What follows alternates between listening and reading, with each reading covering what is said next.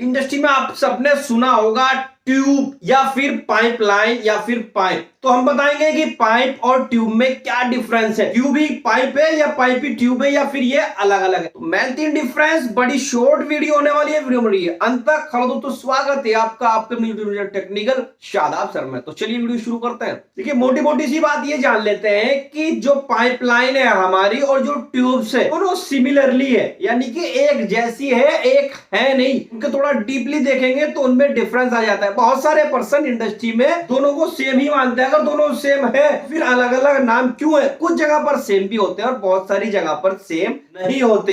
Example बता देता हूं, अगर आप दोनों हाथ देखेंगे सिमिलरली है, एक जैसे है, एक है नहीं। देखेंगे ये थंब यहां पर इस साइड है और यहां पर इस साइड है। इसी तरह कुछ ट्यूब्स और पाइपलाइन में भी डिफरेंस होते हैं, इंडस्ट्री लाइन में भी, टेक्निकल तरीके से भी। मैं तीन डिफरेंस बता देते हैं बड़ी शॉर्ट में, मोटी मोटी तीन बात जान लेते हैं। देखिए मैं यहां पर ट्यूब लिखूंगा, ये ट्यूब के बारे में बता दिया और ये हो गया मेरा पाइप के बारे में। अब इन तीनों बातें क्या होती है, देखिए जो मेरी ट्यूब से वो मेनली अप टू होती है 5 इंच तक, ये एक माना गया है। इससे ऊपर की मैन्युफैक्चरिंग कोई कंपनी होगी बना रही होगी 6 इंच 7 इंच 8 इंच भी बना सकती है, लेकिन एक स्टैंडर्ड माना गया है कि जो हमारी ट्यूब्स होगी वो 5 इंच तक होती है। इसी तरह जो पाइपलाइन होगी वो अप टू होती है हमारी 80 इंच। तो कितना डिफरेंस है 80 और 5 में? ये एक मेन डिफरेंस है। अब इसके दूसरे डिफरेंस की मैं बात कर लेता हूं। इसका जो साइज होगा, हमारा साइज किस तरह का कह रहा हूं, यानी कि ये सिर्फ गोलाई में नहीं होती। अगर पाइपलाइन की बात कर लेता हूं तो पाइपलाइन सिर्फ गोलाई में ही होती है, यानी कि ये जो हमारे ट्यूब्स है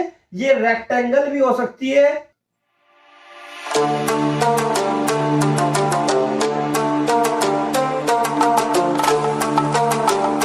यहां पर ध्यान देंगे, ट्यूब्स हमारी रेक्टेंगल हो सकती है, स्क्वायर भी हो सकती है, राउंड भी हो सकती है और अदर शेप में भी आ सकती है। बट जो पाइपलाइन होगी, जो हमारा पाइप होगा वो सिर्फ राउंड में होगा। ये एक मेन डिफरेंस है दोनों के बारे में। अब ये तीसरा डिफरेंस जान लेते हैं कि तीसरा डिफरेंस क्या है। इसका एक छोटा सा साइड में फोटो दिखाता हूं। इस फोटो में आप देखेंगे कि जो हमारा पाइप होता है उसका जो हमारा साइज लिया जाता है वो इंटरनल बोर होता है, उसकी आईडी होती है, इंटरनल डायामीटर होता है। बट जो हमारा ट्यूब्स होगा उस ट्यूब्स के अंदर जो हमारा साइज होगा, जो जनरली बोल देते हैं, सपोज हमारी कोई ट्यूब्स 2 इंच की, तो मैं कहूंगा कि हमारी ट्यूब्स 2 इंच की है। तो 2 इंच का मतलब है कि 2 इंच हमारा बाहर से बाहर आना चाहिए, यानी कि उसका जो आउटर डायामीटर है वो आना चाहिए। अगर मैं कहूंगा कि मेरा पाइप 2 इंच का है तो वो 2 इंच हमारा इंटरनल बोर होना चाहिए, इंटरनल डायामीटर होना चाहिए। ये मेन डिफरेंस आप फोटो में भी देख सकते हैं। तो यहां पर लिख देता हूं मैं, ये जो मेजरमेंट होता है इस वाली का, मेजरिंग करेंगे ट्यूब्स को, वो